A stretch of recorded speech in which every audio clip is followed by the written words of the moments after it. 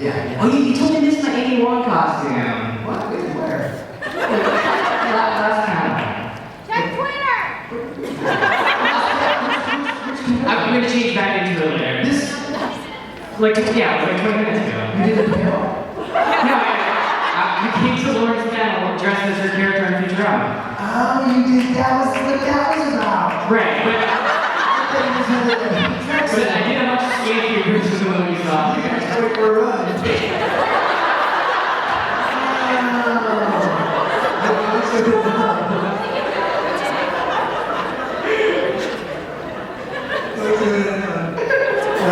I'll look online for the pictures. Okay. I'll show you later. I'll put it back. I'll slip it back. Okay. Next one.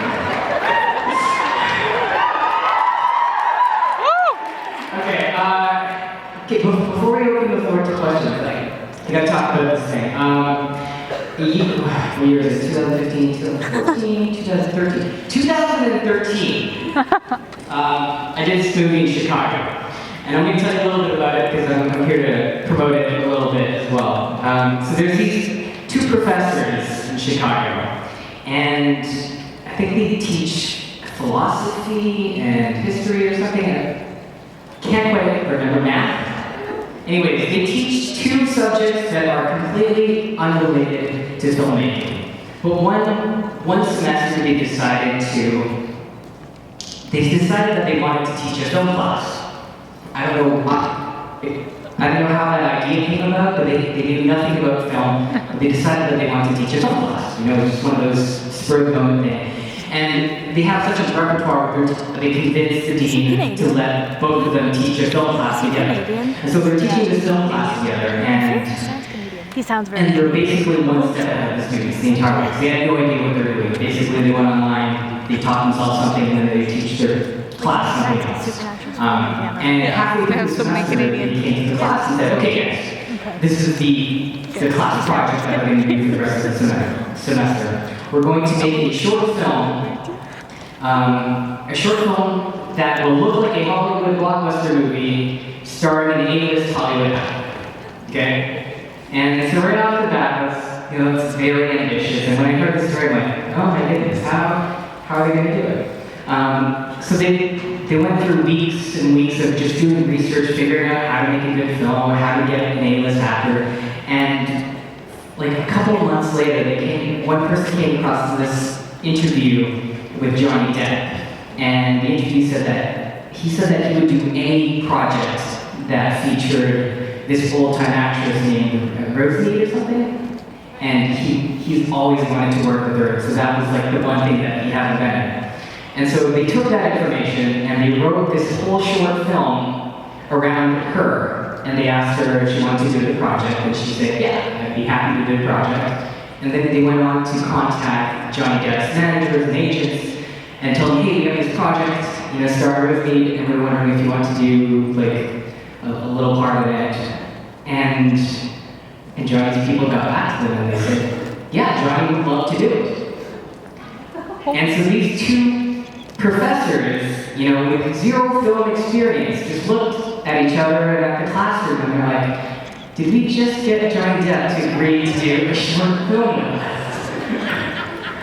And they did. Now, unfortunately, they didn't do it because Johnny only had one free day between movies and it would have to be in LA, and they had a whole class to fly over, so they didn't end up doing it. But it taught them one very valuable lesson, and that lesson was that literally anything is possible. What they thought was impossible at the beginning of the semester, or pretty much everyone did, including their dean. But they made something that seemed impossible possible. And so what happened after that is that one of them said, you know what, I want to try to make a feature film. I want to make my first feature film. And anyone that knows anything about filmmaking will know that that's a huge endeavor. I mean, it's something that I've thought about doing myself as well, but there's so many moving pieces, I would watch so many unpredictable things that, it really is such a daunting task that even attempting it is quite a feat. But that is the project that I got to participate in 2013 in Chicago. where I just thought of this thing, and I said yes on impulse to a bunch of professors that were just trying to do something crazy because I heard that story about Johnny Depp, and I'm like, you know what? If they're gonna try everything they possibly can to do something that they think is, or that everyone else thinks is impossible, those are the kind of people that I want to associate myself with. And so after 2 years almost, they finally finished the film, and it's called Killing Co. And they sent me a trailer here to show you guys. So. And you know what? I was actually really surprised with that. Hey, that's not half bad. I thought it was going to be the worst we could be in. This is not half bad. So if, Dr. Ben, if you could put it on the trailer and maybe dim the lights so I can watch as well. Yes. On one college campus, 5 students converge on one class. Woo! This is a class I call that's psych class.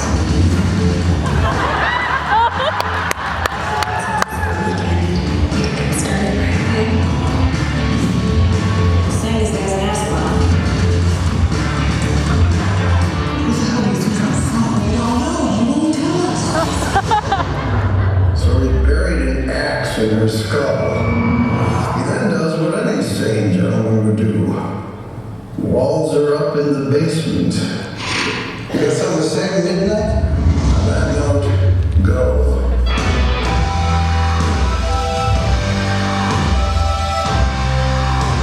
You would order these all the time, right?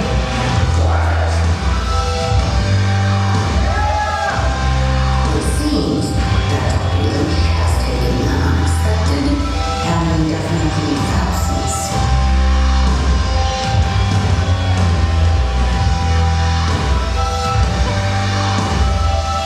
Ritual Witch's body was discovered in a forest on the western end of the campus grounds.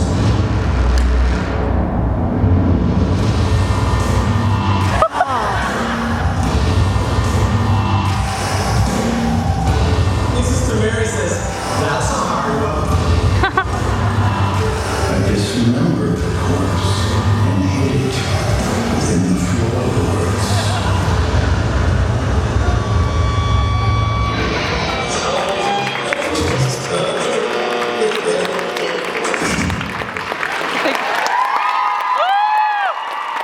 I think I'd watch because of the. I can't get over the fact that a university professor with no experience cut that trailer, put it together, sound design and everything. And he edited the whole movie. I mean, there's so many disciplines that he needed to learn and figure out, and he did it. Yeah, good job, guys. The hardest thing about that movie was actually playing a stoner. Being from Vancouver and living in California, it doesn't happen very often, but I've never tried drugs before, and this is the second time I've played a stoner, and every time it's so hard. I had to use this bomb a lot, and I kept blowing back into it. I don't know why. I was like, it's a straw.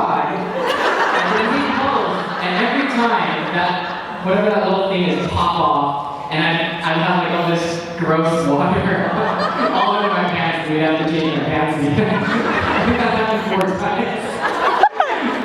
Yeah, it's being a stoner is easy. And the person that introduced me to that is Serena, and she actually played Delta the Witch on an episode of Supernatural with Lauren as well, when Mom found that witch. Mom. That's her.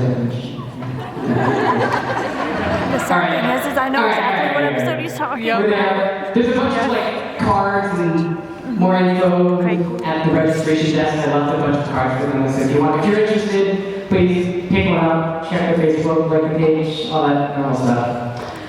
Okay, let's open the floor to questions. Let's do that. Hello, Osric. Hi. I can't wait to see your movie, obviously, but I want to ask, actually, I'm going to Comic-Con for the first time this year. San Diego Comic-Con? San Diego Comic-Con. Congratulations! How long did it take you to get a ticket? A friend got it for me while I was at VegasCon. So literally while I was sitting in the room watching Mark Shepard, a friend texted me, like, I got us the tickets, we're going. So that was pretty awesome. But I want to ask, because you told me to go to Drag too. So I want to ask what your advice for going to a con like that would be. You've never been to a con. I want to listen to that. Okay, it really depends on the type of experience you want. So, okay, how many people, this is the first con you've ever been to of any type? Okay, so we have a lot of con pros here. How many people have never been to a multi-fandom con, like a Comic-Con type thing, AnimeCon? Okay, so Nobody wants to do it. Experience. Okay, so it's very different. Supernatural convention, you come here, you know what to expect. It's Supernatural, right? Supernatural. So you have a bunch of people from Supernatural. The vendor has stuff I love how he that's sits. filled with and associated Like with perched. Supernatural. Looks like a frog. Comic-Cons generally have a bunch of random things that you can't really plan for. They have an assortment of guests, and usually they'll go with a couple, but you'll be introduced to a couple more. They'll have random panels that have, that are guest related or fan run as well. And some of the smaller ones have hilarious ones. The last panel I went to was at the Anime Los Angeles convention, and there's 3 of us in the audience. And 4 panels. But I mean, there's a charm to that, right? And it was about diversity in cosplaying. But it was interesting. Anyways, the thing about San Diego Comic-Con is that it's almost so big that it's kind of lost a lot of the charm of a Comic-Con in the sense of community. And one of the best things about a Supernatural convention is the community, that sense of community, right? Comic-Con in its heyday, when you could just go and buy a ticket at the door, those are the people that want to be there because they wanted to be there. Nowadays we have people that want to be there because it's cool to be there. And because of that, pros and cons for everything. Because of that, you have a lot of the exclusive stuff coming out. So you'll have all the big studios coming out with, it's like, okay, Marvel has their 2016 lineup that they're going to showcase. This is our plan for next year. This is where they launch a bunch of stuff because there's so many eyeballs on it. But at the same time, like the super duper hardcore fans that don't necessarily have that hardcore lifestyle where they will fight their way to the front lines. And they kind of lose that, unfortunately. But it is a lot of planning. So I would suggest if you're going to go to anything that size, go with no expectations. One of the best things is that the whole city transforms. There's so much happening. I never go to any of the panels because it's like 2-3 hour lines. If you're waiting for Supernatural, I think it's a 15-hour line, at least. It's overnight, yeah. So, yeah, that's a long line. And so essentially you spend like half of your time waiting. So if you're gonna wait in line, don't think of it as waiting in line. Think of it as a camping trip with your friends. Because the line does not move, right? You hold your place, and then in the morning it opens up, right? So think of it like a little camp out, and then it's kind of fun. I've only done it once. Comfortable shoes. There's not very many seats, and when you sit on the floor, they tell you to move. If you're a Misha, don't tweet out random events because they'll shut you down. I don't know, there's a lot of fun. I think Coffee from for me, I just explore. I wear a costume, I explore, I'll see what kind of random things I could fall into, and again, just talk to people and see what they're up to. There's all these random events. You can easily spend a lot of money, but just as easily you can spend nothing and still have an amazing time. So, yeah, do a little bit of research, but don't go in thinking like that I absolutely need to do. Right? Go in with an open mind and just don't stay in your hotel room and just get out there and meet some people and just start talking and really get a feel for it. Because every Comic-Con is different as well. But DragonCon is definitely my favorite. The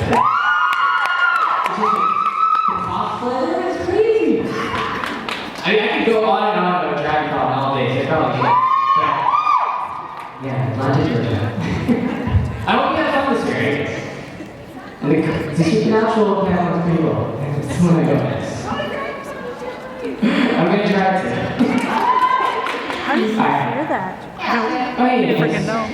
I barely did. I was wondering, how was it like to go to another show on Walking Dead? My arm is asleep. Oh, that happened in Atlanta, Georgia. Or not Georgia. Tennessee. Actually, funny story. I think we shot in Georgia, Calhoun, Georgia. And I had 2 people from my district team. They were close in the area. I'm like, oh, you should come visit us. We're in, I told them, I thought it was Tennessee for some reason. So I said Calhoun, Tennessee. And when they got there, they're like, okay, we're here. I'm like, no, go to there's a McDonald's and a Longhorns. And they're like, yeah, we're here. And I'm like, no, we're not. And we went over for a while, and then it turned out that we were in Georgia and not Tennessee. But it was the exact like street had McDonald's and Longhorns, which was really weird. So 2-hour detour later, we were there. The parody is fun. I mean, I love doing that random things, and that was the second time I ever cosplayed Glenn, actually. I went to Emerald City Comic Con 2 years back, and I cosplayed as Glenn because I thought Steve Union was going to be there, and I was going to get a photo op as Glenn. But he had to cancel last minute, so I just walked around as Glenn. That was alright. Thank you, Miss. Hi, handsome. Oh, hi, gorgeous. My question is, you inspire so many people to just be themselves, and you encourage them, as well as me, to keep going in our darkest moments. So, who or what inspires and encourages you to keep going? A lot of the times, it's the people I encourage. One of the reasons why I really enjoy and go out of my way to do that is because I know how lazy I can be. I know how much I procrastinate. And every time someone asks me, what should I do? I tell them because in a way I'm also telling myself. And it's like a big reminder that, okay, I'm not anywhere close to perfect. I have the same problems. And hearing myself say it or type it, it's a constant reminder. It's like, okay, you gotta do this because you're in the same boat. This is something you want, and you have to take these steps to get there. So that's what keeps me going. And it also helps to keep me happy. Happiness is a weird thing. I might have said this before, but ignorance is bliss. So what's the opposite of ignorance is bliss? Well, if you know a lot, then the world can kind of seem a little bit miserable. And I've spent a lot of years thinking about everything that could possibly, I ask a ton of questions all the time, usually I'd be on that side, because I'm just curious about things. But the more you find out, the more you realize you don't know, the more you look into things, the more you realize that it's not what it always seems, and sometimes it gets kind of depressing. And it always helps to remind myself of everything that happened. So sometimes when I try to help someone with their own problems, it also helps. It's like, okay, it's that problem I've been through, and I can be grateful that I'm already past that. And at the same time, just to see people rise above their problems and go over those obstacles, it makes me happier as well. Even if I know how terrible this world could be, just to see people happy kind of makes me happy.